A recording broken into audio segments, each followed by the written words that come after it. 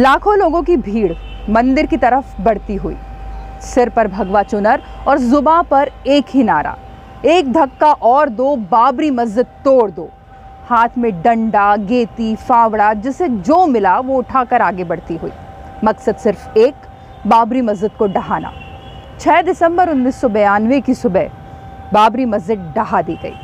नमस्कार, मैं हूं जूही वर्मा और आप देख रहे हैं न्यूज़ लाइव एमपी पर अयोध्या, बाबर से मोदी तक। 1992 में अयोध्या का वो मंजर कोई नहीं भुला सकता। पर क्या आप जानते हैं, वो सुबह जब आई तो शाम से बहुत अलग थी। क्या खास था उस सुबह में, चलिए जानते हैं। उस सुबह अयोध्या में पसरा था सन्नाटा। उस सुबह टूटने वाला था एक वादा। वो सुबह सबको चौंकाने वाली थी, क्योंकि चंद ही घंटों में वो घटना घटने वाली थी जिसकी किसी ने कल्पना भी नहीं की थी। अयोध्या में कार सेवकों का जमावड़ा तो 6 दिसंबर से कुछ दिन पहले ही लगने लगा था, लेकिन वो क्या करने वाले हैं ये कोई नहीं जानता था। बात तो केवल इतनी हुई थी कि कार सेवक सरयू से जल और तट से मिट्टी लाएंगे और शिलान्यास करके चले जाएंगे, यानी सिर्फ सांकेतिक कार सेवा होगी। पर हर कार सेवक के मन में क्या है ये कोई नहीं जानता था।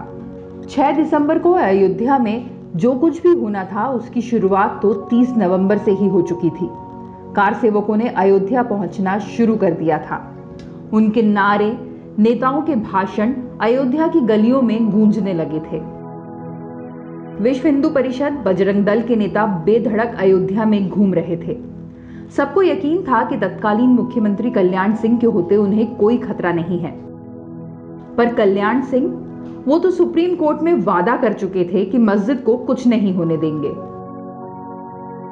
शायद इसलिए अयोध्या वासियों को और उनके साथ साथ केंद्र सरकार को भी ये इत्मीनान था कि कार सेवकों के तेवर चाहे जितने तीखे हों, लेकिन मस्जिद को कुछ नहीं होगा।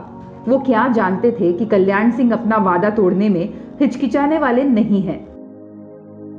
अयोध्या में गहमा गहमी बढ़ती जा रही थी। 4 दिसंबर को ही कार सेवकों ने जाहिर कर दिया कि इस बार उनके इरादे कमजोर नहीं हैं, वो कुछ भी कर गुजर सकते हैं। हालांकि मस्जिद गिराने का कोई जिक्र अब तक नहीं किया गया। कार सेवकों के बीच एक नारा गूंजता रहा, मिट्टी नहीं सरकाएंगे, ढांचा तोड़कर जाएंगे। इस नारे के साथ 4 दिसंबर को ही कार सेवक राम चबूतरे के पास टीले पर चढ़ गए। हाथ में रस्सियां थी, कुदाल और फावड़े भी थे। शायद संकेत दे रहे थे कि 2 दिन बाद वो क्या करना चाहते हैं, लेकिन ये इशारे कोई नहीं समझा, या फिर शायद समझने की कोशिश नहीं की। इसके बाद वो सुबह भी आई जिसका कार सेवकों को और कई बड़े नेताओं को शिद्दत से इंतजार था। वो कहते हैं ना कि तूफान आने से पहले सन्नाटा होता है। कुछ ऐसा ही सन्नाटा पसरा था अयोध्या में। ये कोई नहीं जानता था कि एक टाइम बम जो बरसों से टिक टिक कर रहा है वो अब फटने वाला था। 6 दिसंबर 1992 की सुबह 11 बजे तक सब कुछ सामान्य था। विवादित जमीन पुलिस और आरएसएस के स्वयंसेवकों के घेरे में थी। सिर्फ संतों और पत्रकारों को ही अंदर जाने की अनुमति थी। करीब 11 बजे पहली बार उत्तेजित कार सेवकों ने इस घेरे को तोड़कर अंदर आने की कोशिश की, लेकिन उन्हें रोक दिया गया। कुछ मिनटों बाद वहां विश्व हिंदू परिषद के सीनियर नेता अशोक सिंघल आए। उनके साथ बीजेपी नेता मुरली मनोहर जोशी भी थे। थोड़ी देर बाद हलचल मची। देखा, बीजेपी नेता लालकृष्ण आडवाणी भी वहां पहुंच चुके हैं और हालात का जायजा ले रहे हैं।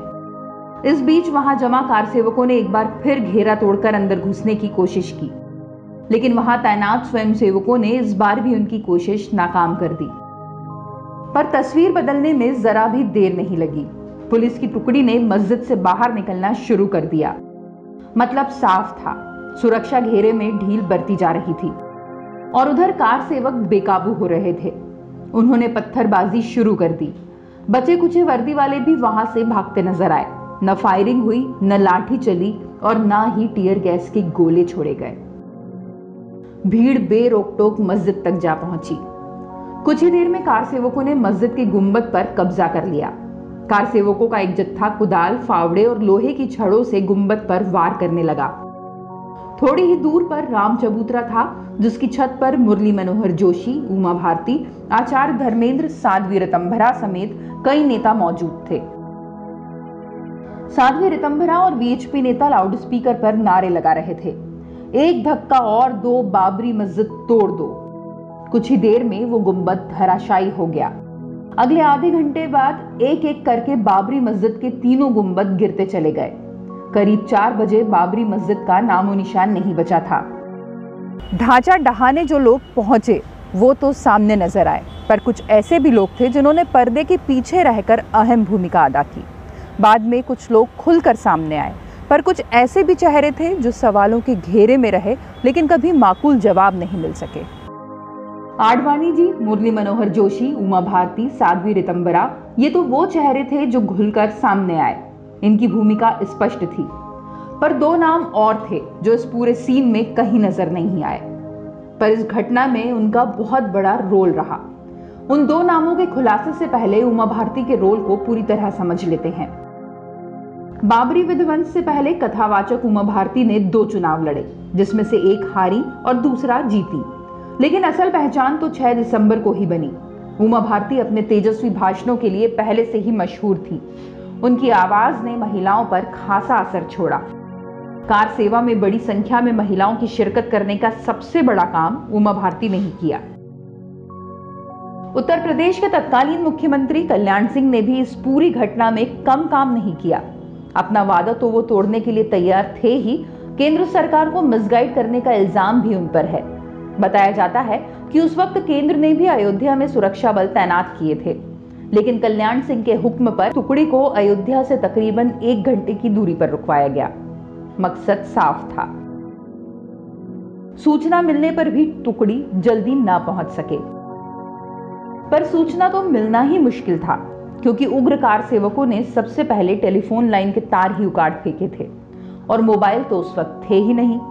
ढांचा गिराए जाने के समय वे अयोध्या में नहीं थे, फिर भी उन पर साजिश में शामिल होने के आरोप लगे। 6 दिसंबर को ही शाम को घटना की नैतिक जिम्मेदारी लेते हुए उन्होंने मुख्यमंत्री पद से इस्तीफा दे दिया। बाद में केंद्र सरकार ने उत्तर प्रदेश विधानसभा भंग कर दी। घटना के बाद कल्याण सिंह ने जो ऐतिहासिक और विवादित भाषण दिया, वो आज भी कुछ सोशल मीडिया पर सुना जा सकता है। इस भाषण में उन्होंने कहा, कोर्ट में केस करना है तो मेरे खिलाफ करो, जांच आयोग बैठाना है तो मेरे खिलाफ बिठाओ, किसी को दंड देना है तो मुझे दो। दोपहर 1 बजे केंद्रीय गृह मंत्री शंकर राव चौहान का मेरे पास फोन आया। मैंने उनसे कहा कि ये बात रिकॉर्ड कर लो चौहान, कि मैं गोली नहीं चलाऊंगा, गोली नहीं चलाऊंगा। कल्याण ही तो वो शय थी जिसके दम पर कार सेवकों ने मस्जिद गिराने की हुंकार भरी थी। वो जो चाहते थे वो हुआ भी, और कल्याण ने भी कभी इस दोष से बचने की कोशिश नहीं की, पर एक चेहरा कभी सामने नहीं आया। पता नहीं इस मामले में उस नाम को शामिल करना सही भी है या नहीं, पर कहा तो यही जाता है कि ढांचे को गिराने में उस चेहरे की भी मूक सहमति थी। ये कोई और नहीं, उस वक्त देश के मुखिया की गद्दी संभाल रहे पीवी नरसिम्हा राव थे, जो उस दिन न जाने ऐसे कौन से अज्ञातवास पर थे कि पूरी मस्जिद ढहा दी गई, पर कोई उनसे संपर्क नहीं साध सका। जब बाबरी का ढांचा गिराया गया तब पीवी नरसिम्हा राव देश के प्रधानमंत्री थे। जाने माने पत्रकार कुलदीप नैयर ने अपनी आत्मकथा में लिखा है, मेरी जानकारी है कि नरसिम्हा राव की बाबरी मस्जिद ढहाए जाने में भूमिका थी। जब कार सेवक मस्जिद ढहा रहे थे तब वे पूजा में बैठे हुए थे। वे वहां से तब भी नहीं उठे जब मस्जिद का आखिरी पत्थर हटा दिया गया। बीबीसी की एक रिपोर्ट के मुताबिक घटना के बाद उनके कैबिनेट के सदस्य अर्जुन सिंह ने पंजाब से उनसे फोन पर बात करने की कोशिश की, लेकिन उनसे कहा गया कि प्रधानमंत्री किसी से बात करने के लिए उपलब्ध नहीं है। अर्जुन सिंह ने पूछा, वो कब से फोन नहीं ले रहे, वो दिल्ली में है भी या नहीं? जवाब आया, वो दिल्ली में है, लेकिन उन्होंने अपने आप को एक कमरे में बंद कर रखा है और हमें निर्देश है कि उन्हें किसी भी हाल में डिस्टर्ब ना किया जाए। बीबीसी की रिपोर्ट के मुताबिक उस जमाने के कुछ अफसरों का मानना था कि नरसिम्हा राव ने धर्मनिरपेक्षता का मुखौटा जरूर पहन रखा था, लेकिन उनकी सहानुभूति हिंदुत्व आंदोलन के साथ थी।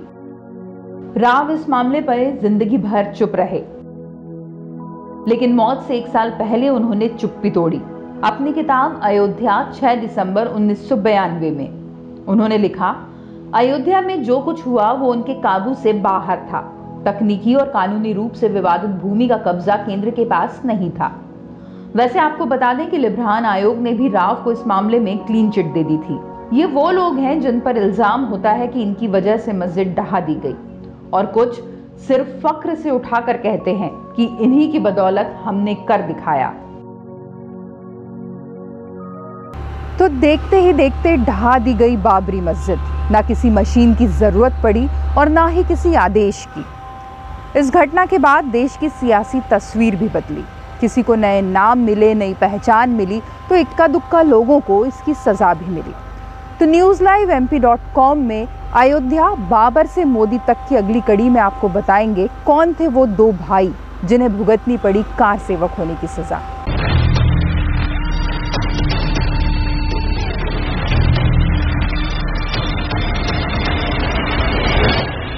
ताज़ा खबरों के लिए log in, subscribe, like, share करें www.newslivemp.com।